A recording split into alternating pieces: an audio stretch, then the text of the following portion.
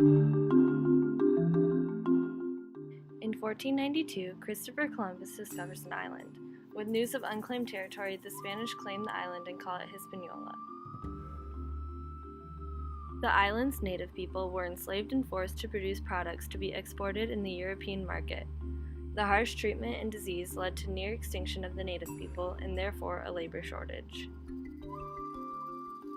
Because of this, slaves from West Africa were imported to supply labor.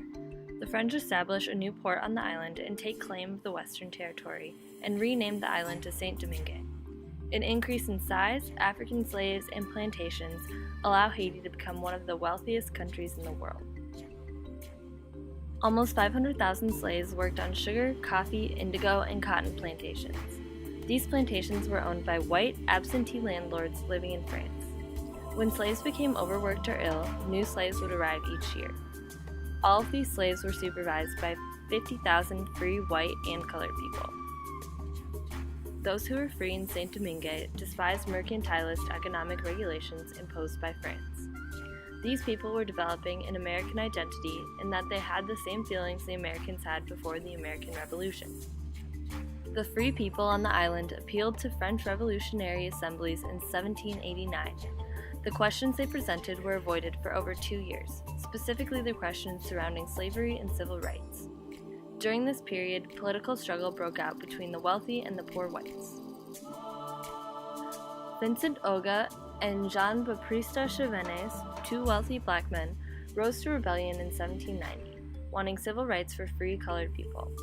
The movement was quickly shot down and the men were executed. However, free colored people continued to fight for their own struggle throughout the Revolution. Since the first Africans arrived in the 16th century, there had been many acts of slave uprising and resistance. These rebellions were always crushed by the force of the colonial government.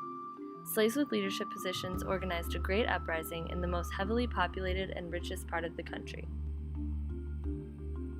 In August 1791, the slaves rose up, burned hundreds of plantations, and either killed or drove out their masters. The ultimate leader of the slave army was Toussaint Louverture. The soldiers fought from 1791 to 1799. Their enemies included French revolutionary governors, French royalists, English and Spanish invaders, as well as free colored leaders. In 1793, a French revolutionary commissioner proclaimed the end of slavery in the colony, and Louverture forces officially became part of the army. In 1801, the abolition of slavery was being reconsidered as the island was unsuccessful in restoring sugar production and people were not interested in working on plantations for a wage. Louverture wrote a new constitution for the island, which he proclaimed loyalty to France but declared himself governor for life.